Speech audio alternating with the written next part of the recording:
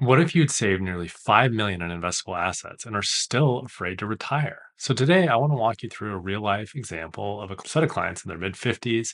They've saved quite a bit, but they're pretty conservative and they are worried about whether they can truly retire yet or not. So we'll just kind of show you a little bit of their background information, talk about their spending and taxes, and whether they really will be okay to retire or not. Hopefully, this gives you some ideas in your planning and thinking about whether you are okay in your scenario. Now, my name is Scott Caulfield. I'm a CPA and CFA charter holder and the founder of Sophos Wealth Management. All right, so a little bit of background info on these clients. They are in their mid 50s. One is actually already retired, the other is still self employed, doing consulting work. Current adjusted gross income around 275,000. They're already kind of paying for marketplace health insurance. So when we think about their spending, that is kind of a pretty big factor. We don't have to go from employer provided to having to pay for their own out of pocket. They're already doing that. They are very conservative, and this is pretty unusual, but they do not want to take into account any future Social Security. They want to assume they're getting nothing. So we're going to have a very conservative set of assumptions here. Now, I don't usually recommend doing that. I think the vast majority of people are going to see Social Security probably unchanged from what it's currently offered at, but they are high net worth. They are conservative. I mean, is it possible with people with net worths of 5 million, 10 million, 20 million don't get Social Security? It's not out of the realm of possibility. Who saw certain of the political things we're seeing in 2025? So there's always wild cards possible. We kind of looked at their expenses in a couple different ways. One was as high as almost 200,000. One is on the lower end, around 145,000. So we were kind of running different scenarios to talk through, how okay are they if they wanted to retire, let's say today. And then another big factor for them is they do not expect really high longevity, really long lifespans. So that does kind of change our thinking, or at least my thinking, in terms of their planning. And finally, they don't have kids, so they're not overly worried about leaving an estate or inheritance behind. So they're okay with kind of dying with zero on that idea. So we get into their assets. They've got about 1.5 million in taxable accounts, 3 million in tax deferred accounts, IRAs, SEP IRAs, and then tax-free Roth of about 200,000. So altogether, that's a pretty impressive 4.7 million. They also own their home, no mortgage, free and clear, and it's around 2 million. So their net worth is a little shy of 7 million. Good for them. That's pretty amazing.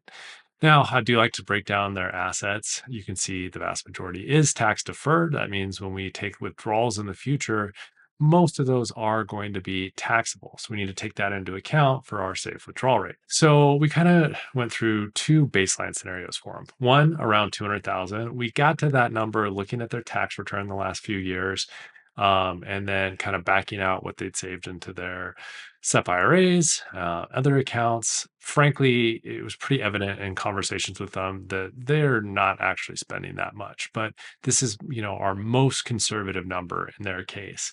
And, if we came up with this 200K estimate, we thought, okay, if you have to pull this from your accounts with, roughly two-thirds being 401k, IRA type money, where you do have to pay taxes on that, that might generate a tax bill around 25,000. Some unique things in their tax situation to get there. Nevertheless, we add that, and we then know we need a withdrawal of 225,000 if we want to support that 200,000 after tax spending number. So, based on their assets, that's about a 4.8% withdrawal rate. Now, a lot of people are kind of familiar with the whole 4% safe withdrawal rates. Updated numbers on that are as high as 5% in terms of a safe withdrawal rate. And we'll kind of talk in a little bit about how safe this really is in their situation. Now, on the lower end, if they were only spending 145,000, which is what they came up with kind of on a budget, and they did do a good job that I don't see most people usually doing of putting some fudge factors in there. Oh, we think just miscellaneous is going to be this throughout the year, and put a big number there. But still, we're quite a bit lower. And that came to a 3.45% safe withdrawal rate, or just withdrawal rate here.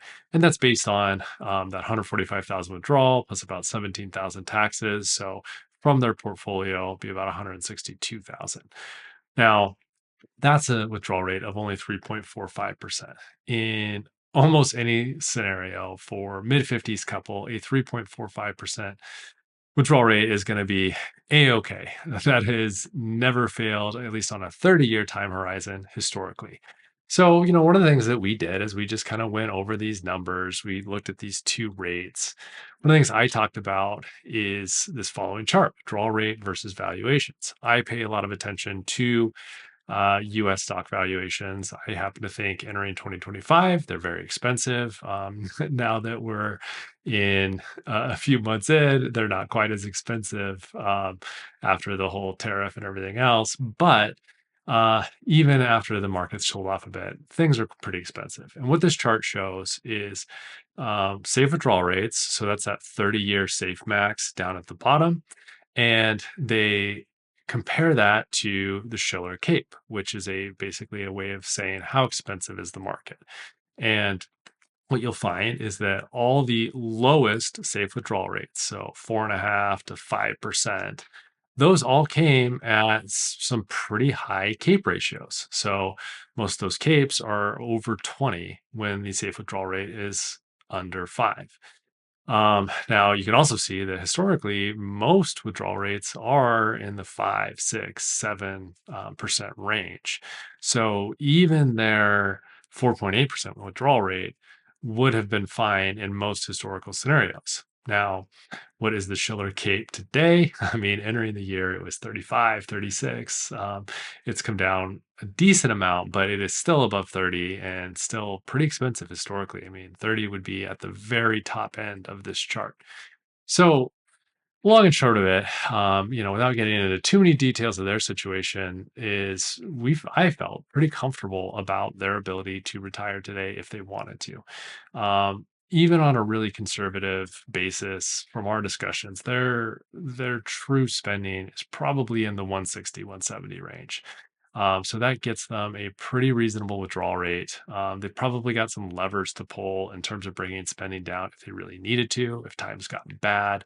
We also have a pretty conservative portfolio, so we're ready for tough times if that was to come. So that would kind of help buffer against my fears of the fact that the market's really expensive. I think if they had a very aggressive 70%, 80% stock type portfolio, then I would be very worried about the downside, especially with a really expensive starting valuation. Sequence of returns, is a very important thing. So, it just seems kind of crazy that sometimes you will see high net worth people. I mean, as much as almost 7 million, if you consider their residents, still have fears around retirement. And it's not unjustified. High cost of living area, it's not easy or it's not hard to kind of get to those spending levels pretty quickly. And it takes, without pensions, it takes a pretty high withdrawal rate to sustain that. Quite a bit of cash flow. And the big wild card, of course, is Social Security. Given where their income's been at in the past, they would be pretty high Social Security earners. They'd be getting a pretty good pull there. So that would obviously go a long way towards knocking the withdrawal rate much, much lower. And it's hard for me to imagine they won't get something there. So even if they were at that 200,000, that 4.8 withdrawal rate, that was without Social Security. So I think even in that scenario, they'd probably be in a pretty good situation on a 30-year time horizon. But these are the kind of discussions that are important to have because it's not always just numbers. We want to put clients' minds at ease, make sure that they know that they're going to be taken care of in all kinds of environments and all kinds of markets. Um, and really, frankly, you don't want to retire and be really uncomfortable in your retirement. You want to feel really rock solid about where you're at financially and your plan, so that you can really enjoy yourself. So, hope you got something to take away from this video. Appreciate it if you like it, subscribe to my channel, and share with anyone you think would benefit. Thanks a lot.